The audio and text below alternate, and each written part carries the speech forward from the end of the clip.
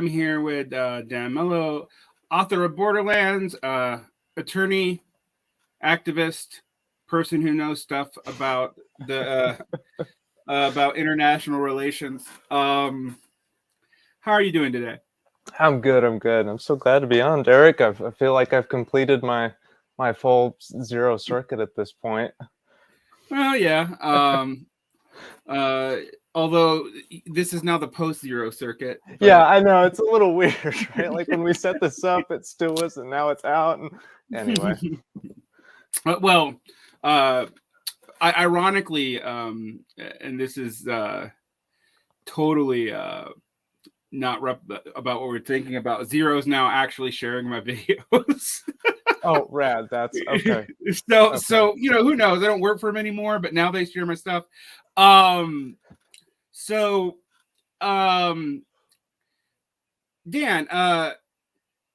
I read your book. Obviously, I was on the editorial committee that accepted it.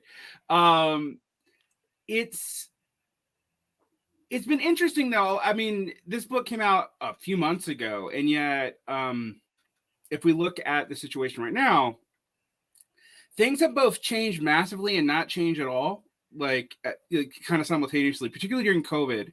Would you like to go under the things that have changed since you wrote your book, and since the Biden administration has kind of reversed itself about 3 times on on various immigration policies? Yeah, I mean, so when I started writing, obviously, like Trump was in power. He was at that point had more or less laid most of the groundwork that ended up following him then for the rest of the presidency, on all things immigration. The big things that Trump instituted that were all pretty awful, right, on top of an already awful system, were the Migrant Protection Protocol, which was the Remain in Mexico policy. So asylum seekers were actually forced to wait for their turn to even begin the asylum process outside of the country, right? Which, largely heretofore was just completely unheard of.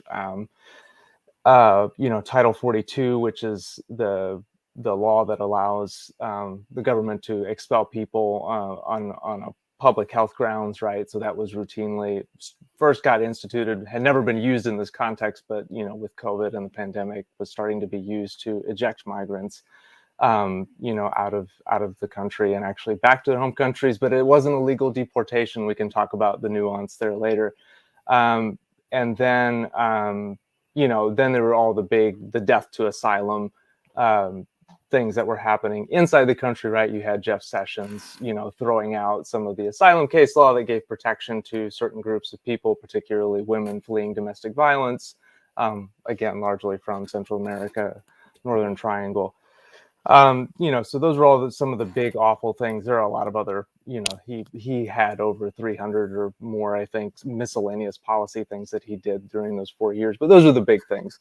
And then, so I write, some of that's actually still not in place by the time I turn the book in. For listeners, the book process is like from the moment you hand the manuscript over, it usually takes about 10 months to a year before it goes into print. Yeah. So I actually Sometimes turned longer. it in, sometimes longer. So it's like I turned this fucker in like 2019, before it was actually, before it actually came out. So anyway, obviously things changed during that time, but both predictively and really sadly, a whole lot hasn't changed, which you alluded to, in many respects, even in this present moment. So Biden gets into office, right? And, there's a lot of big talk at first about path to citizenship, these big changes in the law, that he was going to undo everything that Trump did. And some things he did, right? So he did reinstitute, for example, that protection for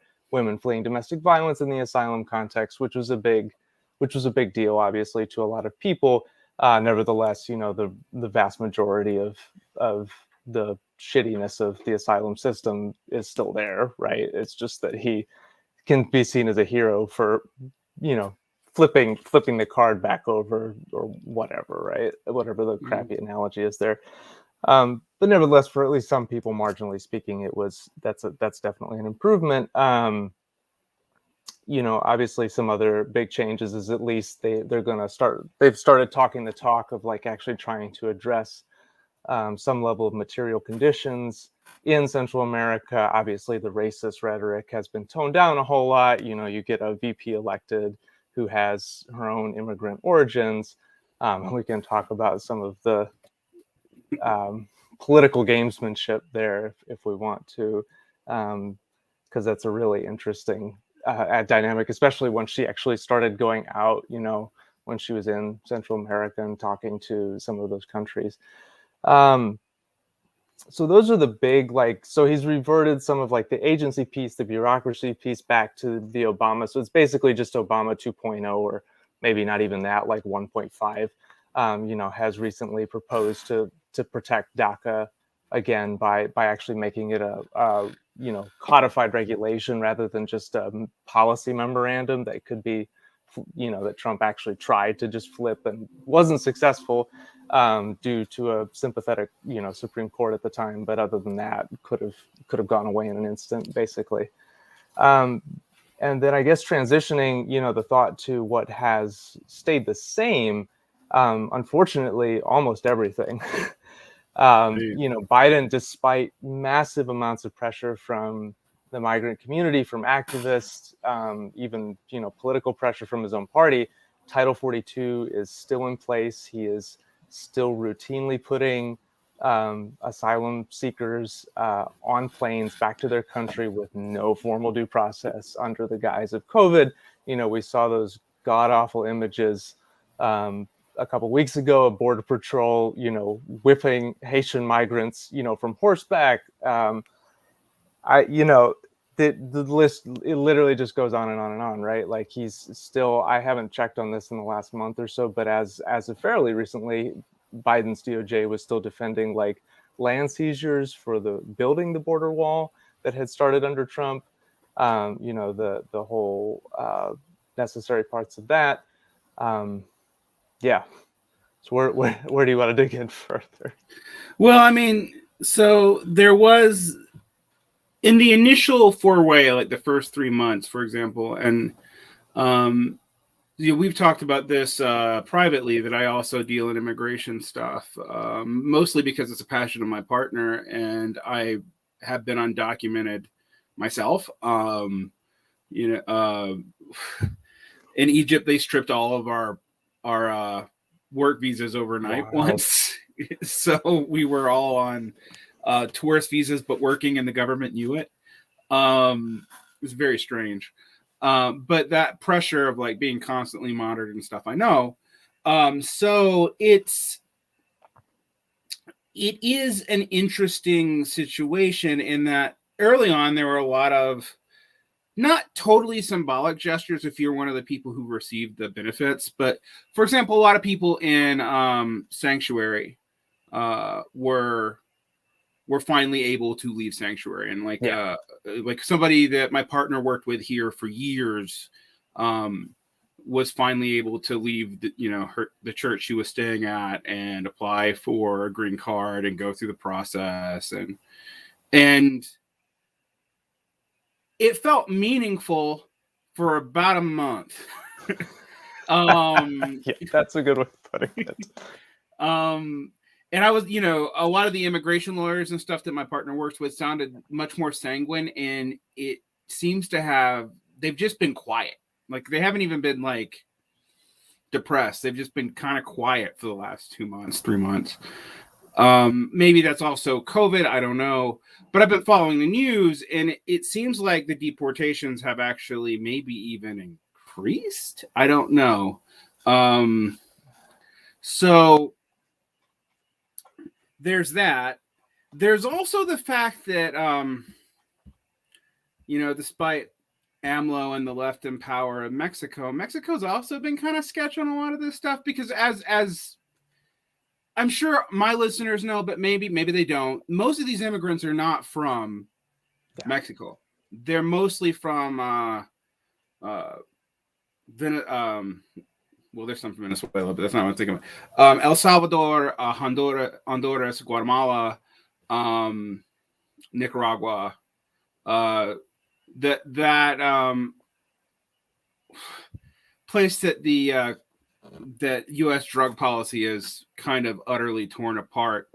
And if people don't know, the murder rate in Honduras after the end of the Colombian drug cartels, ironically, skyrocketed up because this is, you had to get more stuff into Mexico. This is part of the pathway. You needed secure pathways to do it.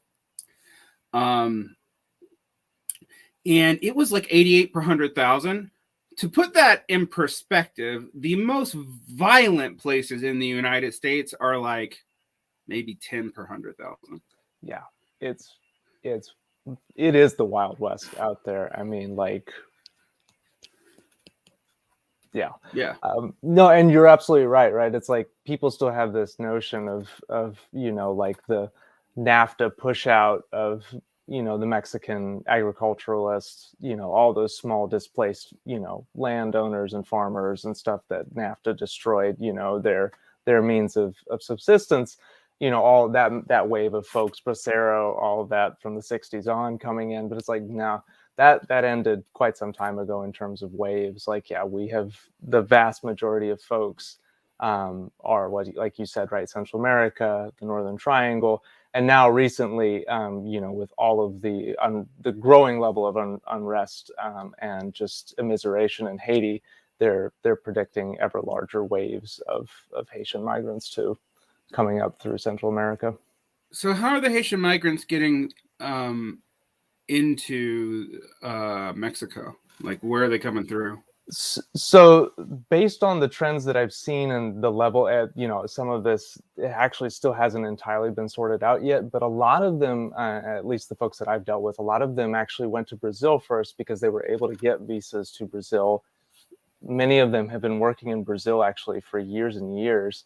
And Brazil has its own racialized problems there around migration and frankly, their own indigenous population. And so that crackdown, especially in the Bolsonaro era, has led to a lot of Haitians losing their ability to work there, not entirely dissimilar to what you experienced in Egypt. And so that is no longer a place for them to be. And so they just start, same as everybody else, right? Just start that horrifying trek north, however many thousand miles it is, through all of that La Bestia, all the way up Mexico. Right.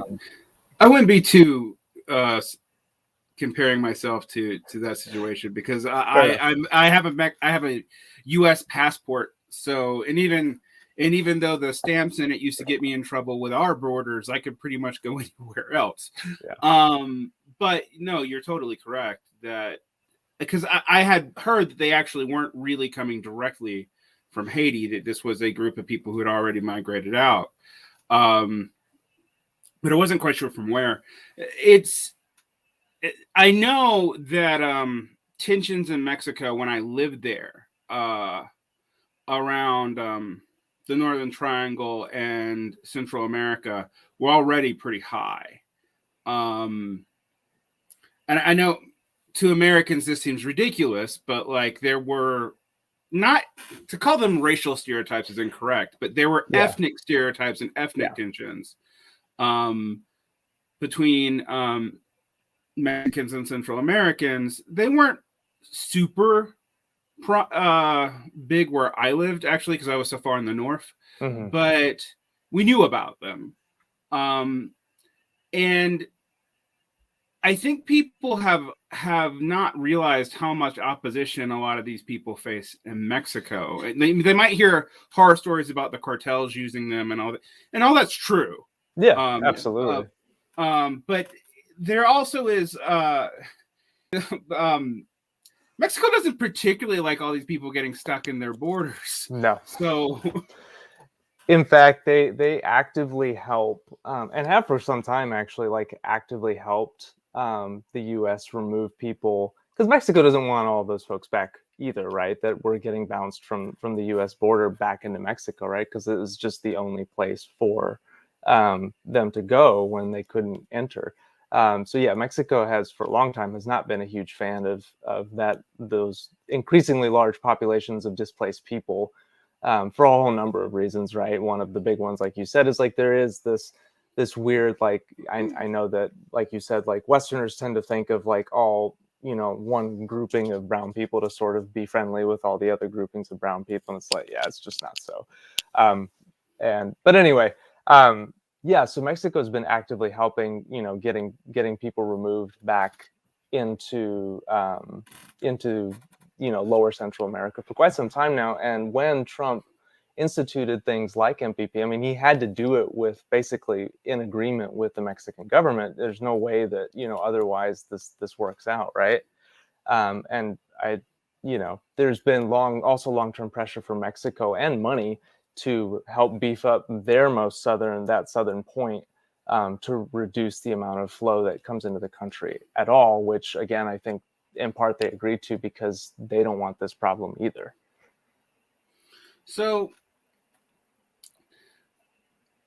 one thing I have tried to stress to people, like, I oppose to drug war for different reasons than a lot of other people oppose to drug war. Like, I personally don't really, I don't have a strong stance on the medical benefits or whatever of drug legalization, but domestically, it's increased the incarceration rate huge amounts.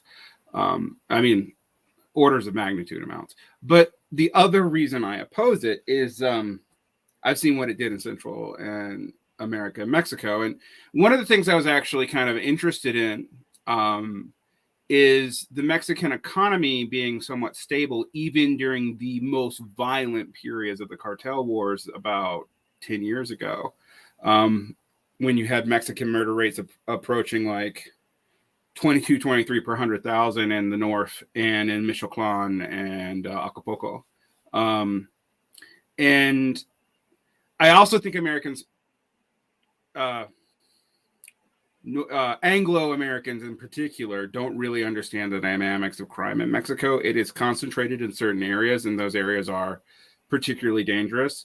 There are areas in Central and South Mexico where you are safer than you are in the United States, however. So it is not a generalized, chaos the way it is portrayed. It's just where the chaos is at, is either near coastal ports that aren't tourist destinations, or the United States where they're trying to get the drugs in.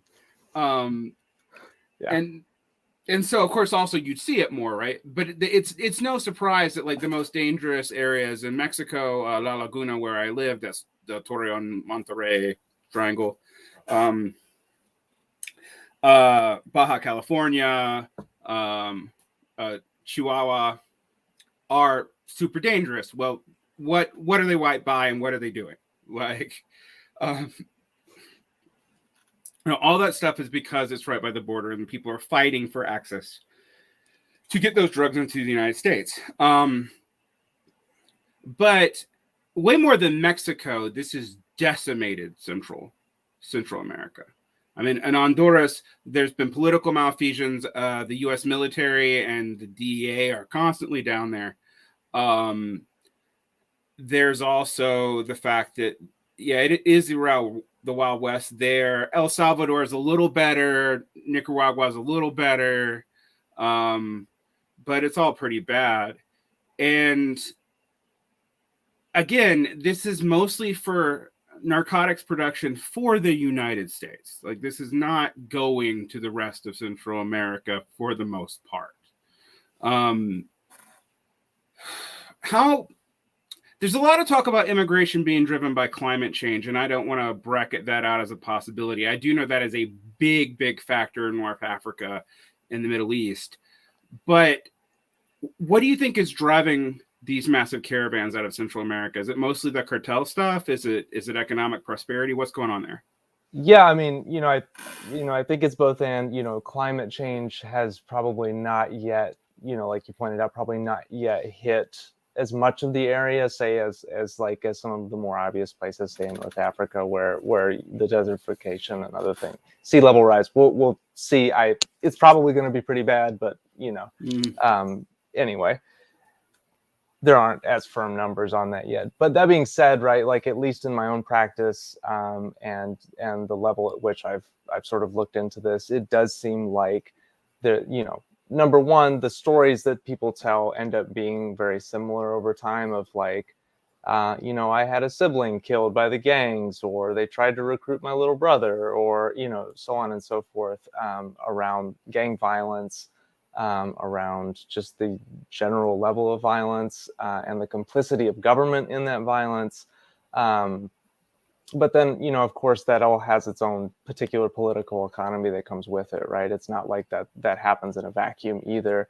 And, as I pointed out, both in the book and just in other places I've talked about it, it's like the fact that there's been U.S. involvement in Central and South America for the last, 200 odd years plus. Since the Monroe Doctrine? Yeah, basically. It's like, there's been these destabilizing forces at play all the time. And, you have things, for example, even as far south as, Chile with Allende. It's like you finally have like a popular, for the people, of the people-ish kind of left figure. And, he doesn't last very long. Like he just gets set up in a U.S. coup and, dies in the presidential palace. Then the number of juntas between the Ford administration and the end of the Reagan administration is staggering if people start counting them. And I don't think a lot of U.S. leftists now know this, but like they were even letting them target Americans at some point. Like it was actually crazy. They were going after activists in the States and getting away with it. Like it didn't happen a lot, but it did happen in at least two high profile cases. And it's kind of this thing that's like, oh, we forgot about that. Yeah. Like, yeah. But there was, you're right. It's like, there's this period where like, it was just a no holds bar kind of show. Like, that they were cutting some of these like paramilitary-esque figures out on actual like U.S. citizens, both in Central South America, but then also like literally within the territorial bounds of the U.S. Yeah. And it's, it's just that whole, always try it throughout the book. I try to tie each chapter a little bit back to it's like how this, inevitably makes its way home in some way. Right. And so, of course, it's like you spend all of this money and time over the last century developing certain tactics and goals for destroying any kind of left movements in Central America. It's inevitable that those also, find a way to your local police force. Yeah, I mean, the story I always tell is, this is a little different, but it definitely affects the U.S. is the story of the Zeta cartel, which I lived through the end of the Zeta Sinaloa War in Torreon, Mexico. Like I was there when it concluded, and the Zetas were created by what was formerly known as the School of the Americas. Yeah.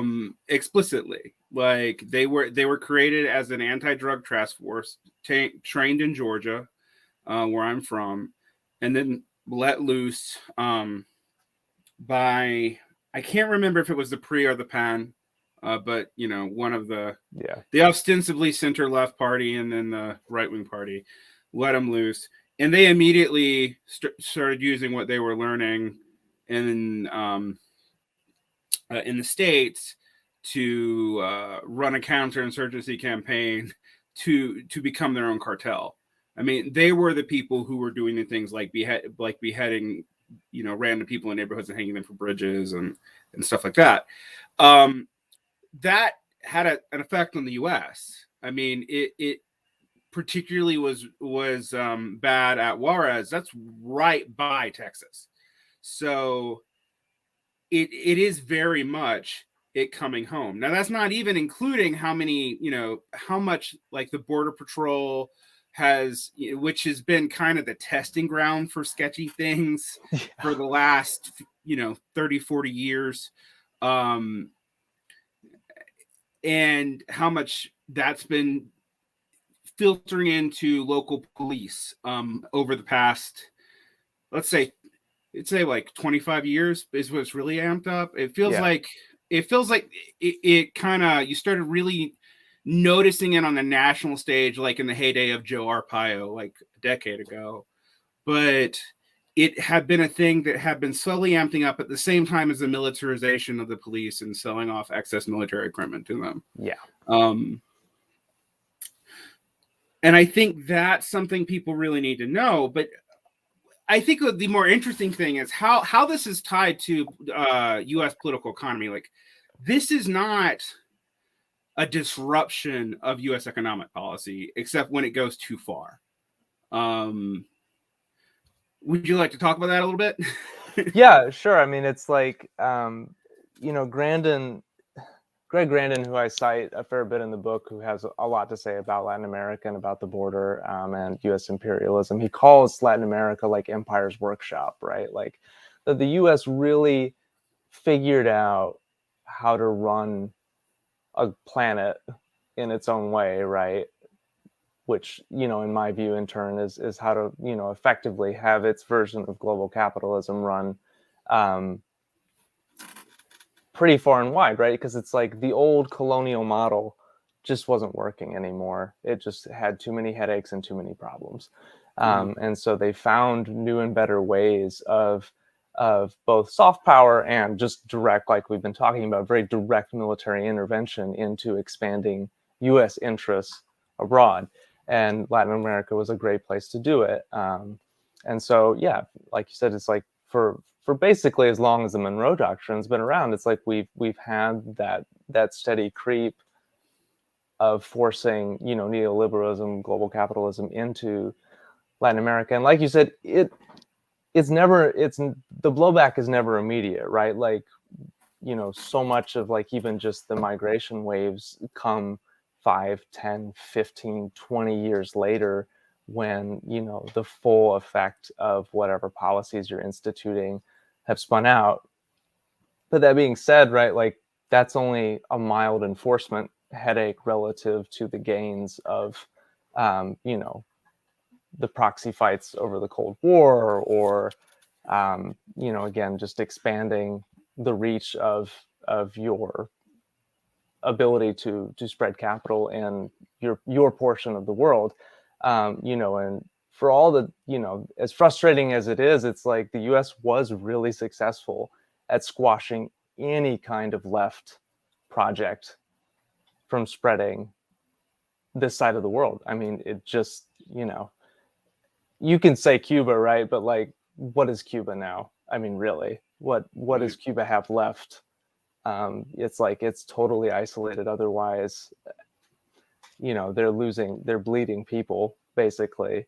Part of Obama ending some of like the Cuban, wet foot, dry foot policy was basically, I think, a negotiation with the Castros to be like, can you please stop bleeding us of our professional class here, because we can't hold things together anymore. That's speculation on my part. Obviously, I wasn't party to those negotiations, but anyway.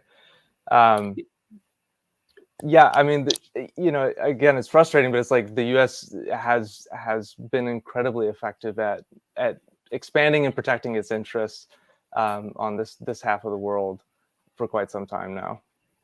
I kind of see it all beginning with the settlement of the Mexican-American War. Is really like, it's like the Monroe Doctrine's always been there, but like, and the way the U.S. figured out after some of the fiascos of not being taken, of having some of its own people side with the Mexicans, which is something people don't realize, and actually some of the most racist people sided with the Mexicans. It's a weird coalition and how it happened to stop Polk from taking all the way down to Mexico City, because that's what he wanted to do. And from that history forward, what you have is this weird game where we're both disrupting their governments all the time, but we're also reinstating governments friendly to us to keep European powers out. And it kind of works to keep people kind of on their, to keep Central America kind of on its feet on where we actually stand at any time, while we're also, getting them in debt peonage to us. One of the things that Danny Bessner points out, I think quite accurately, is to call American isolationist is actually totally false, because we were always operating on the Monroe Doctrine. And the Monroe Doctrine was the idea that, like, yeah, we have an empire. It's everything to the south of Canada, and we don't need to take it anymore. But we're going to say how it's going to be operated and who's going to have legitimacy to do what there. And even in the case of like World War I, the Zimmerman letter, you have Wilson sending troops into Puebla and Puerto Vallarta, I think, definitely into Puebla, to just remind everybody that, no. And I didn't learn about this, actually. I didn't learn most of my Mexican history in the United States, even as an adult. I learned it when I lived in Mexico. It's like, oh, I was told a little bit about this, but, any American who's in Mexico, go to Chapultepec in Mexico City and feel really guilty, because the National Monument is like about how we chased a bunch of boy soldiers off a cliff. So it's an interesting thing to experience. But that's definitely increased throughout the 20th century, the amount. And it's also, I think people forget, with the exception of maybe Lula, who was so popular, the U.S. never really messed with him during his first tenure. Even left-wing U.S. presidents have been explicit in keeping the Latin American left thoroughly suppressed. Like, that includes Carter, that includes Obama, that includes Biden. Biden has, I think I've read that Biden's issued warnings about left developments in Latin America, particularly in places where they haven't been, like Peru and Colombia and Chile again, that we see right now. These are not ML governments. These are not Marxist-Leninist governments. They're not, they're not doing anything from the standpoint of like traditional Cold War politics. They might try to open up some minor trade with China, but they're not really in China's sphere of influence. What I find interesting, however, is the other states that play a role in this management of immigration flows and policy, because you'll notice one of the states we don't talk about, and it's often portrayed as like a utopia. But can you talk about why Costa Rica doesn't have the problems of the rest of Latin America, the rest of Central America? I will confess up front to like really wanting to study Costa Rica in depth, because I frankly like don't have all of the background on this, but it is a fascinating like set aside, because it's like just the fundamental material issues have not played out the same way as they have in Latin America. And frankly, if you can speak more in depth to this, I'll let you take a spin at it, because I remain fascinated by it, but unfortunately, you just don't talk to any Costa Ricans here, because they don't come here to visit. They don't cross your desk. I've met one in the United States, and they were just visiting. I mean, one of the things is they don't have a military. I mean, they like, it's not that they don't have armed forces, they don't really have a military. Yeah, they just don't have a standing army. Yeah.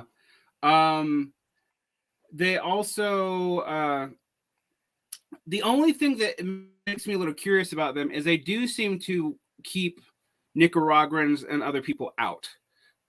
So there is that element of that. They also do not seem to have, they seem to have enough social development that they haven't needed to participate in the illicit economy in the same way.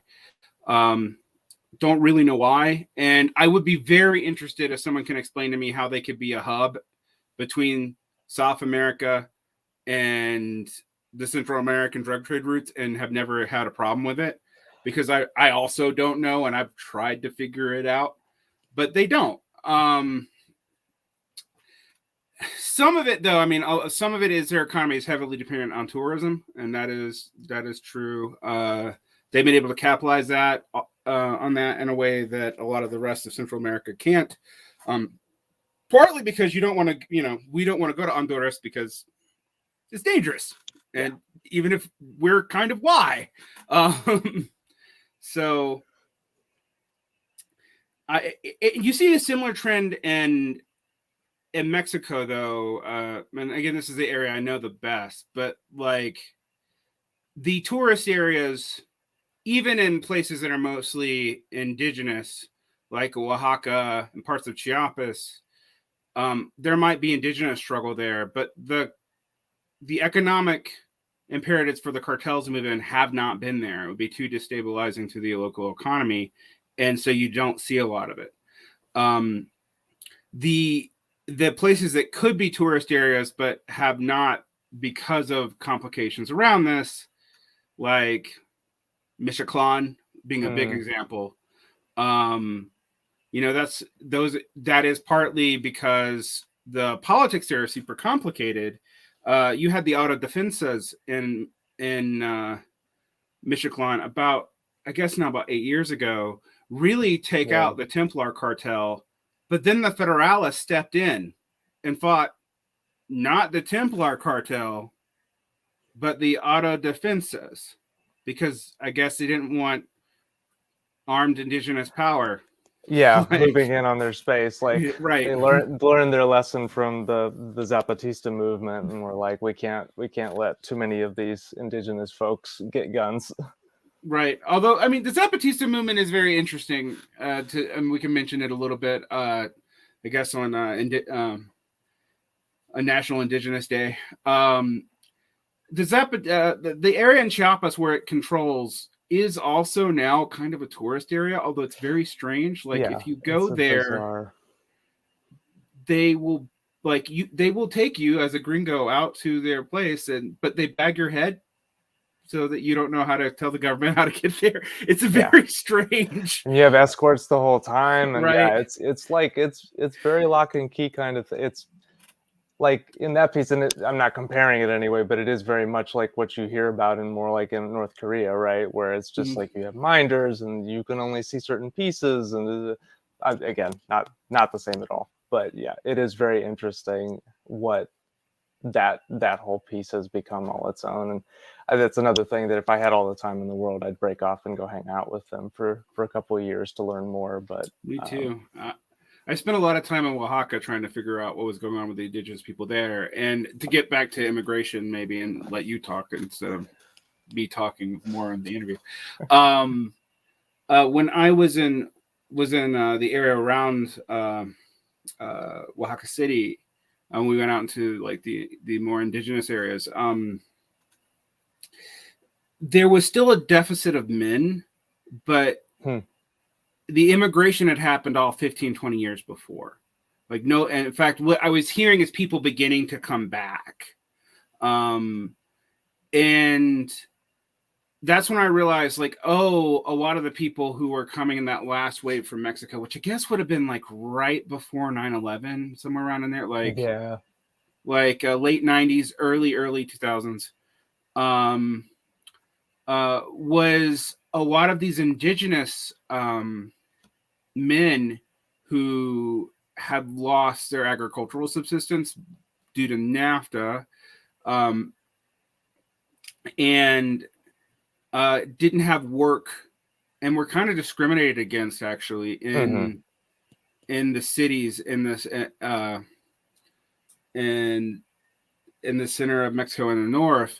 They were the people who were the big group of people who went into the United States, and so a lot of Puebla, a lot of Oaxaca, a lot of Chiapas, and I didn't realize it was that regional. And then all of a sudden, strange things that I've never understood about the United States, like why we celebrate Cinco de Mayo, because that doesn't make any sense.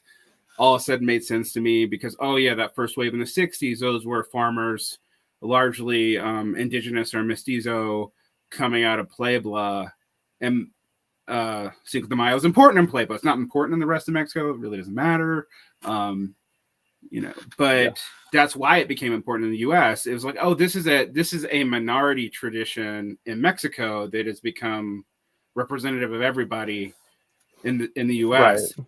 But it shows the patterns here. And one thing that I want to tie this back into your stuff about capital is this was a forced modernization of peasant economies and of traditional indigenous agriculture that really made the final push of these people into the United States.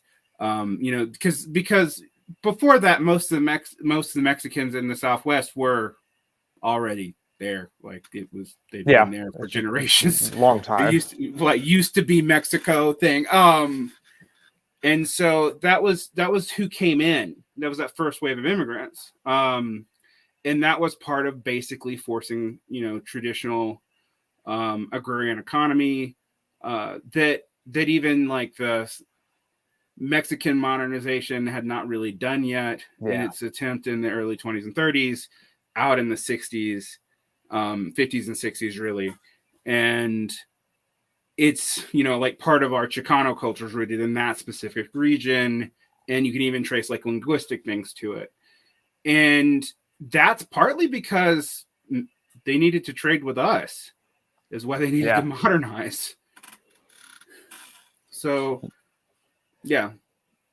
Would you like to talk about that more? I know that's a big driver of what's going on in Central America and like and a lot of the civil wars and stuff that happened in the 70s and 80s. Yeah, I mean, it's, again, like developing that, you just have that whole Reaganite period even of just like, hey, we're going to neoliberalize fuck all sort of thing. And, you do have that big sweep throughout, and whether that is getting, places to jump on the bandwagon, and desocialize a lot of their whatever, existing things that they actually did, open themselves up to business. Great. Otherwise, there's always, the stick part of that came with it that we've already talked a little bit about. And then, of course, like, again, for whatever reason, like the NAFTA displacement is just what hangs in a lot of people's minds with undocumented immigration, post that early period of the 2000s moving on. And of course, then there's just a whole other level at which, like, a lot of the undocumented population right now in the States, I don't remember what the percentage is, but it's a significant number, are like visa overstays. So it's not even undocumented border crossings. It's people who had a visa, came, and just never left, right? Mm-hmm. And so then, I don't know if we want to transition to this, but it's like there's obviously then there's the whole enforcement piece that has to go with that displacement of people, because you just can't have people freely, crossing. It's like the States has never been equipped to try to just assimilate, to use a not so great term, all that level of displaced people into the country. And so in the same way that most of Western Europe is not, taking in anywhere near the number of displaced refugees that there are. They just end up in camps, spread in other parts of the third world. Same thing here, right? Like we've developed all kinds of law, security mechanisms, power, basically, to navigate those flows to the best use of, U.S. capitalism. One thing I think people need to really think about when we deal with current immigrant issues, like when we were fighting the building of an ICE prison in Wyoming, which was clearly made for Salt Lake, which we won. I was became involved. My partner got me involved in that. I put it in quotation marks because the right wingers blamed us, but I think it was COVID, honestly, that killed that project. And I think it was people kind of knew where the political writing on the wall really was around already around probably around March. But whatever, we won that. But our allies were often strange, and I needed to talk about this element of the U.S. political economy because we'd have some really kind of, I don't know, sketchy ranchers on our side in fighting ICE, but not in improving immigration quotas or any of that. Interesting. Well, it's because a lot of their labor is undocumented and they need it to be because they're underpaying it. Right? Like, it's clearly that was the logic of what was going on there. Like the ranchers who would normally side with the Republicans were afraid of losing their undocumented labor force. And they would tell these touching stories about, the way they would treat people like family. And, maybe they really do, but they're underpaying these workers. The shit out of them, probably. Right. And that's a really old story that way, right? Like the agribusiness has always, talked out of both sides of their agribusiness and the mouths. textile industry have always relied on sketchy labor practices, just even with domains of capital. Yeah, it's just like talked out of both sides of their mouths on that for a long time now, to the point where even like right-wing think tanks are calling them out for it. It's like when agribusiness, 4 or 5 years ago was complaining about those massive, labor shortages in the fields. It's like, well, what you guys are actually complaining about is really just that there's a massive shortage of super cheap labor, right? Like, it's not that there isn't anyone who can take these jobs. There's just no one who's going to take these jobs for that shit pay. So yeah, that all makes sense now. That's entirely unsurprising, I guess. Well, I mean, if you want to compare us to, say, the UK, like, this is one of the funny, morbid things about Brexit, right? So the UK had been legally and through the EU in its weird setup where it didn't have to peg its currency and it got special treatment, even being somewhat separate. Had kind of the sweet deal of like being able to like suppress its own wages by overpaying people from Eastern Europe who are part of the EU, but overpaying them by local currency, but suppressing their own currency for it. And then their racists got mad and kicked them out, and now they don't have enough. They really do have a labor shortage. I'm not sure how big our labor shortage truly is, but theirs is real. And in the US, I don't think the effect would be the same. We have not done it at so many different levels of our economy. But it would definitely be that way in agriculture. Agriculture is so dependent on even the legal migrant labor. And I deal, like, as a teacher, I deal with a lot of children from legal migrant labor. Is when people find out what you can pay them, it's a little bit shocking. I mean, this is legal. This is not under the table stuff. Yeah. And what rights they do and don't have is also a little shocking. And so there is this irony that there's this sector of American capital that is very low profit margins, and agriculture is, most raw commodities are. Yeah. That we pretty much can only keep working by keeping a large part of the economy in either the gray or the black market. And that's not like the drug part of the market, which is its own huge thing. Yeah, this is just normal agriculture. The boring tomatoes you get. So, and it's like in order, and this isn't like even a left perspective on this. It's like just literally in order to stay competitive and to keep commodities at an affordable price to where. Ironically, there also is that whole loop that Marx describes a little bit about. Like, it's like, oh, well, at some point you reduce wages to the point where people can't actually afford the goods that they produce. And it creates such a deep level of immiseration where the person themselves is also, a commodity in that sense, where they are completely indistinguishable from the next one and completely fungible that way. But anyway, yeah, it's grown. It's gotten to the point where there are no other cost-cutting means right now other than this massive market of like you said, gray down to black market of labor. And it's also probably why we haven't seen any kind of significant, especially based around labor, like immigration reforms in over 100 years now. Lots of things have shifted back and forth, but labor's not been one of them. It's only ticked up when, say, like World War II, we have a sudden an actual very massive labor shortage due to the war, and it's like, okay, well, we got to do something about it. So Bracero program, right? You start importing massive amounts of Mexican labor, mostly Mexican labor, and then into this country. Deported a decade laborer, and also deport some people who were actually U.S. citizens. Yeah, just straight up deporting actual U.S. citizens. Shortly and no joke, called Operation Wetback. I mean, like, yeah, that's what Eisenhower called it. That's its name. Like it. But yeah, I don't know how many U.S. citizens were brought back, but it was a lot. Another thing I learned, even with DACA and the Dreamers, when I was in Torreon, I met all kinds of people who spoke shit Spanish, and that was my tell. Because I'm like, you're local, and you speak your Spanish is as bad as mine.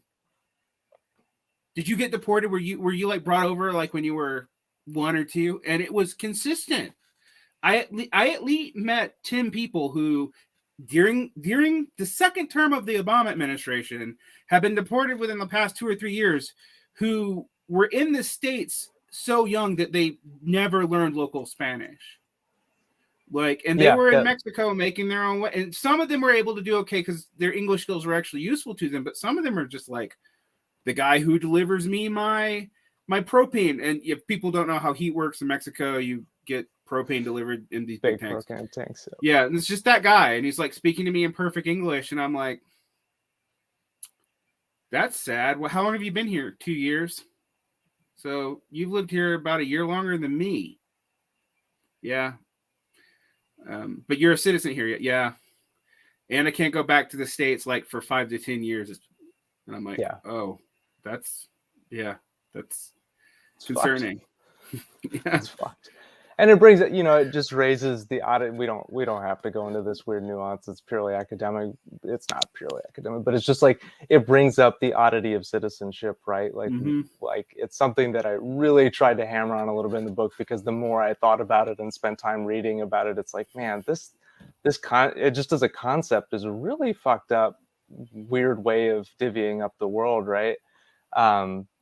But yeah, it's like you all the time, I can't tell you how many kids I've talked to at this point that, like, you ask them, it's like, what would you do if you had to go back to Mexico? And they're like, I don't know. That's not home. Like, I, for all intents and purposes, they are acculturated, just American kids, right? Like, there's nothing inherently, but yeah, that's just the whole myth.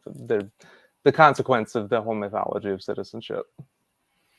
Yeah, it's a very strange thing when you think about, like, so if your parents had got you here just, I don't know, a year before, and you were just birthed here, you would have had citizenship. Yeah. And I know, which makes it sound like I might be copacetic to even weirder stuff like reversing the 14th Amendment, or 13th Amendment,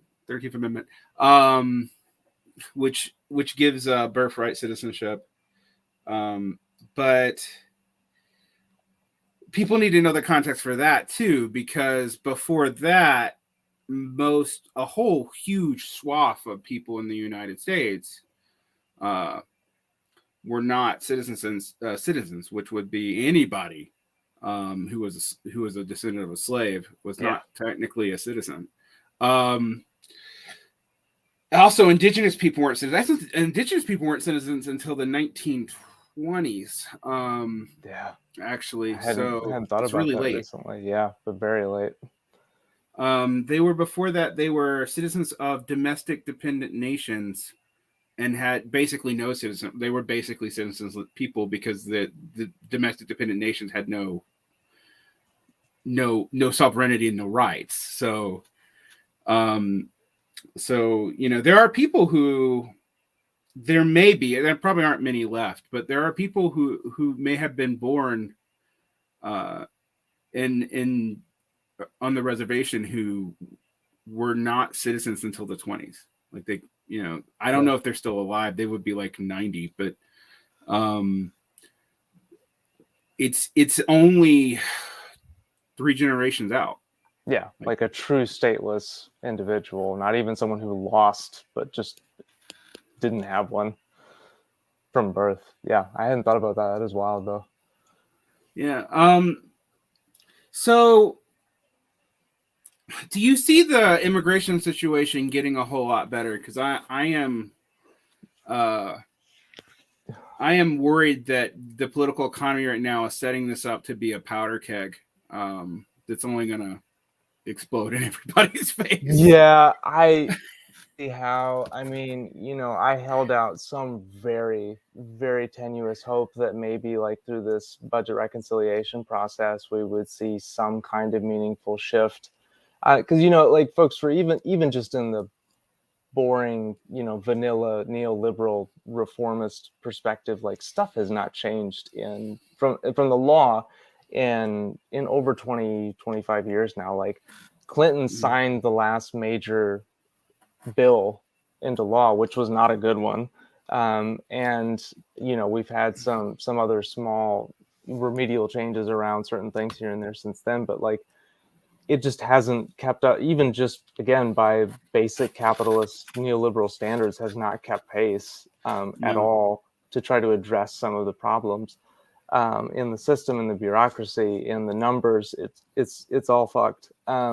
It gets real bad when you look at people even outside of the hemisphere. So like you'll have people talk about like Somali refugees and Ethiopian refugees and Eritrean refugees because those are given special status. Those groups are. But then you hear about super rich Nigerian refugees. And I was trying to explain to people, well, the reason why they're super rich is it takes an obscene amount of money to immigrate from Africa if you're not from one of those refugee countries. Like it's basically impossible unless you're mega rich. And the people that you're getting coming over from Nigeria, for example, they are not representative of even the average middle class Nigerian. No. This is like 1% of 1% there. And ironically, it's because of the weird racial nature of our quotas and laws. Because, for example, if you're a South Korean, you marry an American, you can be over here with a few $100 and a month, with spousal green card rights, etc. If you are from Mexico, that's going to take 2 to 3 years. If you're from Africa, I don't even know. But it might not even totally be possible. Country dependent. Legally, obviously, it's like many of the processes are the same for certain categories. But yeah, for others, like you pointed out, like say for example, something a little bit more obscure, like if you're the brother or sister of a U.S. citizen, yeah, I want to say for certain countries, like I don't know, Ireland or something, it might be a 3 or 4 year wait, and that's a fairly distance level in the eyes of most people relationship. But for Mexico, they're giving visas out to folks who applied in 1996. Like that's how far back that category is regressed. And like you said, for certain other countries, again because of the racialized visa quota system, it's even smaller. Anyway, all that said, it's like even refugee admissions is a whole weird political game. The asylum system itself, the grant rates for different countries is really weird. China has Chinese have a much better chance of winning their asylum case, regardless of what part of the country they're in, as opposed to somebody from Guatemala. Yeah, which is wild because, like, are you really in danger in China? I mean, like, maybe, right? But like to some greater degree than somebody who's embedded like in a town run by cartels. I don't know.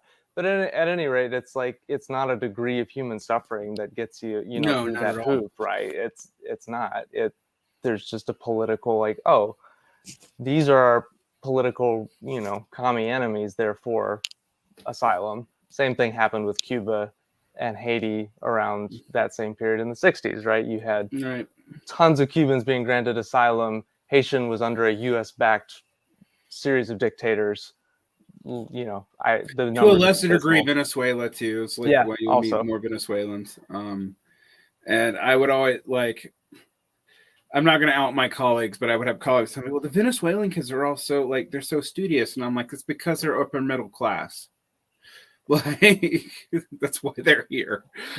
Yeah, it's like, I'm not saying anything in particular, just that so far, like, for the TPS applicants that I've had from Venezuela, which there's a growing number of displaced Venezuelans, but like almost all of them, same thing with the Cubans, right? Like a vast majority of them are middle to upper middle class folks. They're doctors, they're lawyers, they're judges, they're whatever, right? But it's like, it's not the same population as that, coming from other places, for sure. Yeah, whereas people coming from southern Mexico 20 years ago or from Central America now, they're agrarian workers usually, are maybe. It's harder to say now. I mean, now it's gotten so bad in Central America. A lot of them are children, and that also tells you the difference in the nature of why they're coming, though, because when you had the wave in the late 90s from Mexico, they're mostly men. That's economic. Yeah. When you have women and children coming, that's usually safety. Like, yeah. Or children, like you said, like children coming alone. It's like, I hear so many people. I don't know if you remember that horrifying image that circulated a couple of years back of that father and daughter who were just found face down in the Rio Grande. And, I've even had people close to me ask, it's like, well, what parent, right, would do that? And it's like, no. You're asking the wrong question. It's like, what kind of awful shit is to their backs that a father would risk doing that over going back to where he was, right? Like that's the real question. right. And so, yeah, like you said, it's like this is actually a study trend, right? That it's like about the time of the Great Recession, where like some of the jobs dried up here in the US, we did see a pretty monumental shift away from young, single, working age men over to families, women, and children, which has continued. I mean, probably. I also have not looked at these stats, but I wonder if the Great Recession also probably had some effect on the violence in the cartel competition. Yeah. It's all these things are interconnected, and that's what I liked about your book is you actually did tie in both the politics and the economics of this. Yes, some people will kind of think about the economics of like cheap vegetables sometimes because liberals have brought that out before. Although they talk out of both ends of their mouths about it, honestly. Like, oh, it's bad, but don't stop doing it. Right. Never an alternative to it. It's just Colbert going on that House committee. It's like, don't make me do this, right? Like, right. But there is a real sense in which the U.S. is part of why Latin America is underdeveloped, and the closer you are to the U.S., the worse it is. I mean, when you look at, for example, Mexico, who has Mexico fought wars with? Us and itself. And we're part of why it fought with itself too. So like, I mean, in Spain, that's pretty much it. I mean, there might be some minor wars I'm forgetting, but like, I'm pretty sure that's about it. They fought in World War II too, but that's because they didn't want to repeat that Zimmerman thing. So it's an interesting thing to really think about how much we dominate that region. And what I also find interesting as far as like when you travel in Central and South America is they don't really blame individual Americans, which I actually think is kind of a miracle. Yeah, because I think I would be madder. They very much, like almost everyone I know in Mexico very much hates our government, but regardless of their political position, actually, even like super rightists down there are not particularly fond of our government, but they didn't take it out on us because I think there's an understanding that in the U.S. a lot of people don't really know what's going on. Yeah. A, and B, we honestly don't have as much control of it as we think we do either. Like, a lot of this stuff gets maintained regardless of who we elect and that's becoming obvious, right? Yeah. Like, yeah, I mean, someone's like, many Mexicans refer to U.S. as El Imperio for a reason. Yes, they do. There's a lot of nasty words for the states. And the biggest thing I heard when I was down there was, I'm not going to butcher the Spanish, but the closer to the U.S., the further from God, which was something that Chavez said once to one of the Mexican presidents. But it's like, everyone just said it all the time. Like, the closer you are to the U.S., you're just more cursed. And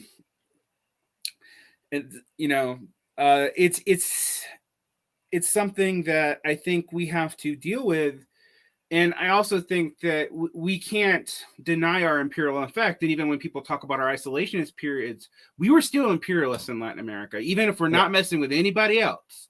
Like, there's not been a time period where some faction of the U.S. has not been pulling something in Latin America. Yeah.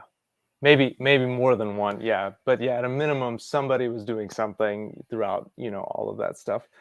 And, it's interesting that you bring up the closer to, the U.S., the further from God, because it's like from at least from my perspective, the border is in the current, scheme of things is probably the closest to, Agamben's sort of zone of indistinction, that area where the law is suspended and, you sort of exist without being anything other than life, and not necessarily, having any kind of political life, and it's like, pick any number of incidents, right? The one I talk about in the book is a border patrol agent shooting and killing a Mexican teenager from across the border, and ultimately be acquitting. But later on, basically, the Supreme Court, in a separate case, similar incident, separate case, says you can't bring a civil suit against these officers as the family. You don't have any rights here, right? And so it's like, there literally is a suspension of accountability, a suspension of the law in this area.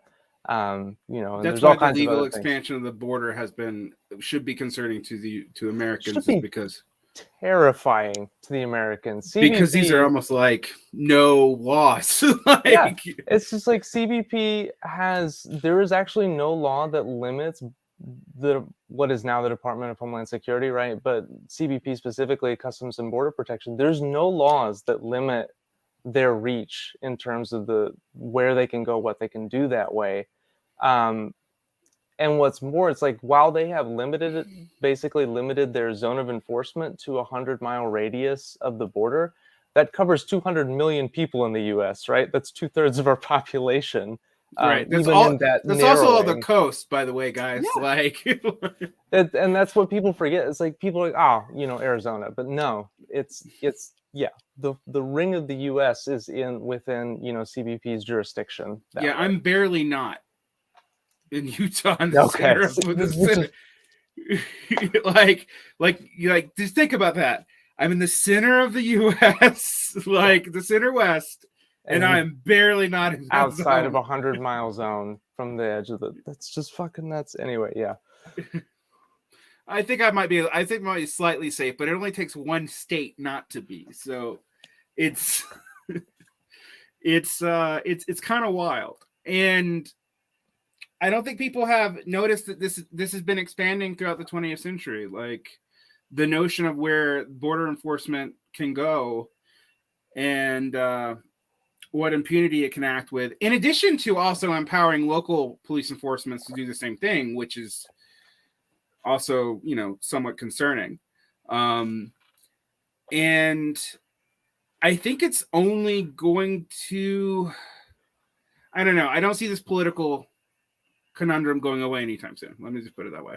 No, and to jump back to the chances of reform, it's like I think Republican, just again speaking purely in neoliberal politics for a moment, like Republicans would have been smart to try to back some sort of meaningful in quotations, like reform here to kind of vent some of the legal, especially the legal tensions that have started to build up some of the other tensions around the issue.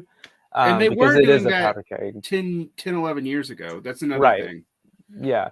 And it's like, I think like even as far back as Reagan, with the amnesty piece, it's like he recognized, right, that it's like you have to do something because you have to manage the size of this people that you otherwise have to use force to control in a much more active way than your average citizen.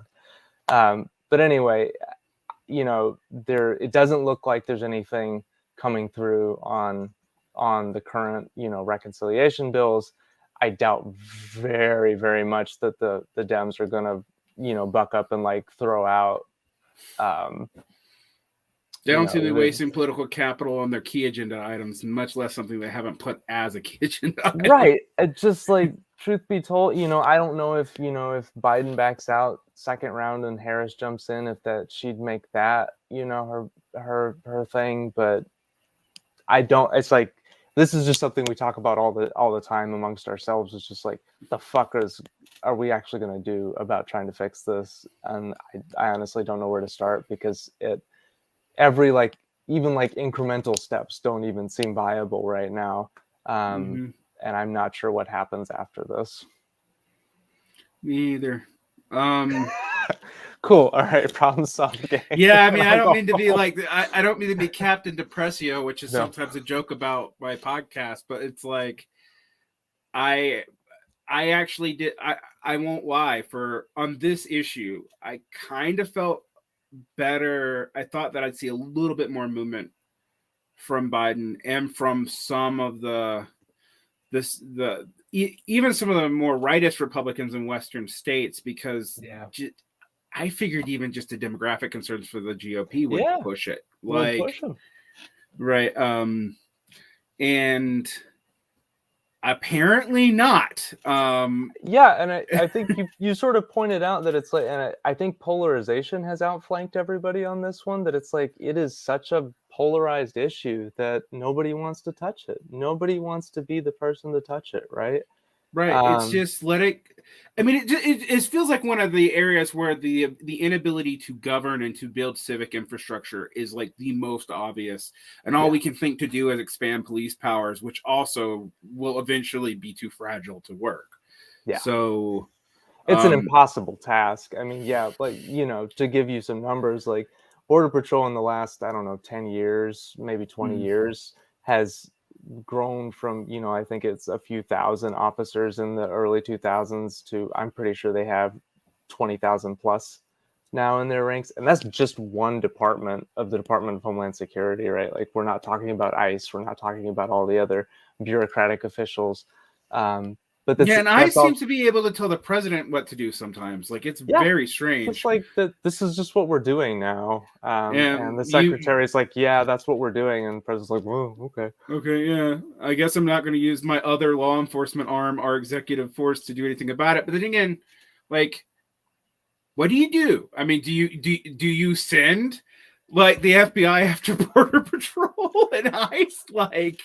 What does that say to the world that you've gotten to that point, that your agency is that uncontrollable? Like, I don't know. But they are. I mean, DHS is just such a massive behemoth now. Yeah. And frankly, I'm not educated enough to know like the internal government tensions of like how they dance with the CIA and the FBI and It does seem like they DOJ, were used in ways that they couldn't get the FBI and the military to be used under Trump. But that's all I can say. Yeah. Like, I can't say the rest of it. And you know, I also know that the DHS, some of it's, I know some other agencies like the ATF and stuff, which are also not historically super great agencies, I may add. Yeah. There's tensions over resources and whatnot. But, you know, as bad as I've been following DHS since it was created when I was 21. And when I was on the other side of politics way back then, but I hated it then too. And it's actually been more of a monster than I thought it was going to be. And I thought it was going to be pretty much bad. A monster. Yeah. Right. I don't think anybody thought it was going to balloon to the size it has, but it's become kind of like another branch of the military all unto itself. It's something. Right. Well, I mean, there's someone who's like, we know the CIA can dictate to the government, but ICE, come on. Well, yes and no. Like, it's not that the government couldn't do, in this sense, you're right. If the government really wanted to do something about ICE, it could. If the government really wanted to do something about CIA, it could. Let's be honest. I mean, like, but does it want to do so at the expense of any political capital whatsoever? No. Like, that's clear. It kind of reminds me of the many lies I was taught in late elementary school in my, city in central Georgia in the late 80s, early 90s. The two biggest ones were everyone who comes to the United States legally can be a citizen in 5 years, which is a lie. I mean, it's technically kind of sort of true, but no, it's not de facto true at all. One track of very specific, but anyway, yeah. Right. Like for one track of a very specific group of people. And then if you can process them, and there's such a backlog, so it usually takes like 2 decades. And then the other lie actually I don't want to open up this can of worms, but is Puerto Rico votes in a referendum, we would let it become a state. That was the other lie. Interesting. I remember this because I remember learning it. This is one of the referendums in the 80s where Puerto Rico chose not to stay in its Commonwealth position in the national vote. When I'm like, well, I've now lived where Puerto Rico has now twice voted to become a state, and it has not ever seen the light of day in Congress. Yeah. So thank you, civics class, for lying to me. And I don't even think they get those lies now. To give an example of like how ICE, I think, does get to set to a degree its own priority, right? Is like the most recent release from the Secretary of Homeland Security about who the priorities for enforcement were going to be, right? When Biden first came into office, of course, there was all of that wonderful rhetoric about we're going to stop deportations and we're going to, stop going after these mothers and children and, really focus, sort of like how Obama claimed to focus exclusively on criminals because we have limited resources, blah, blah, blah, blah, blah. So momentarily, right, that seemed like it was panning out to be true, that like there was going to be a lot less enforcement actions against, just the run-of-the-mill undocumented entry into the country. However, in this most recent memo, right, anyone who crossed the border undocumented right now, right, and to a degree even in the past, is still a priority for enforcement. But how it's couched is national security, right? So what Mayorkas does is he says, oh, anyone who's a threat to national security, we're going to target them for removal. But then further down in the memo is like, these groups of people, criminals, possible terrorist elements, blah, blah, blah, blah, blah, recent undocumented entrants are all lumped together as like threats to national security. Yeah. And I use that example, right? The memo is really, really long. You're all welcome to read it and see all the nuance there.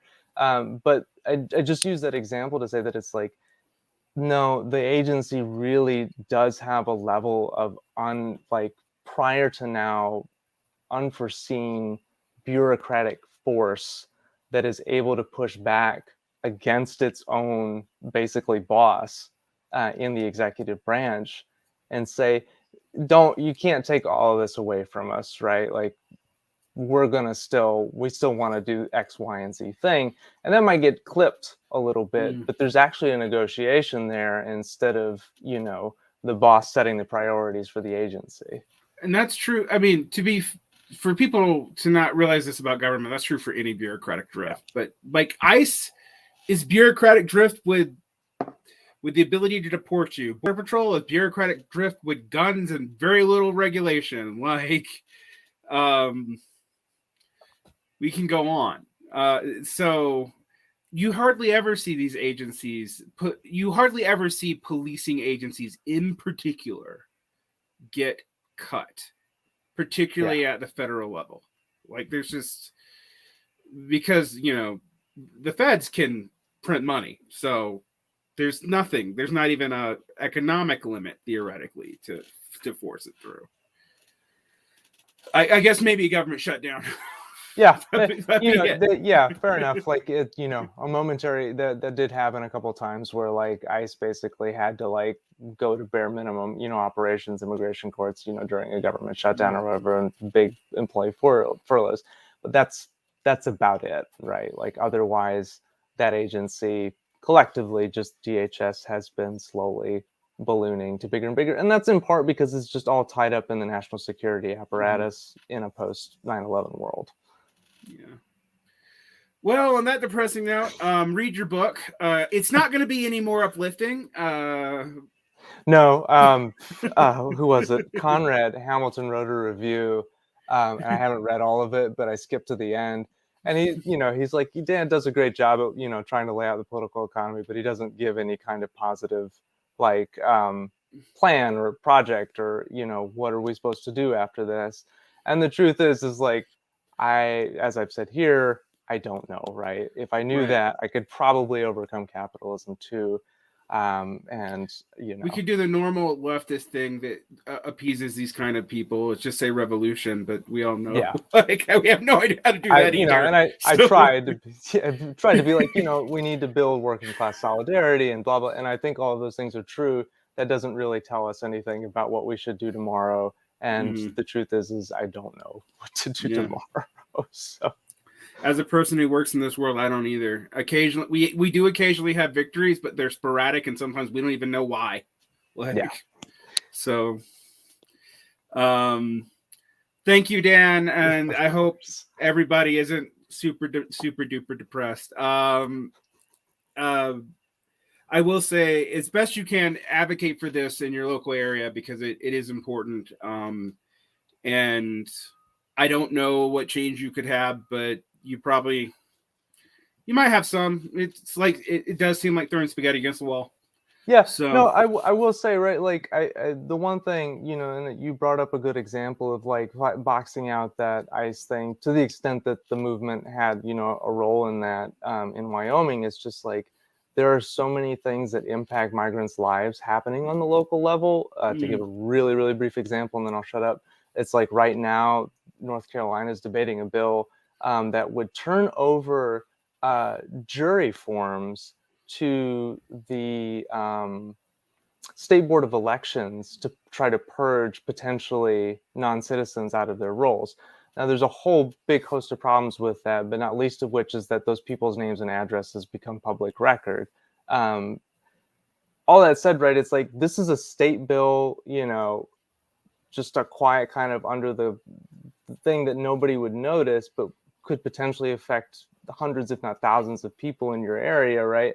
So anyway, all that said, it's like, there really are still pretty nasty things that happen, and there also couldn't be good things that happen. It's not just federal policy.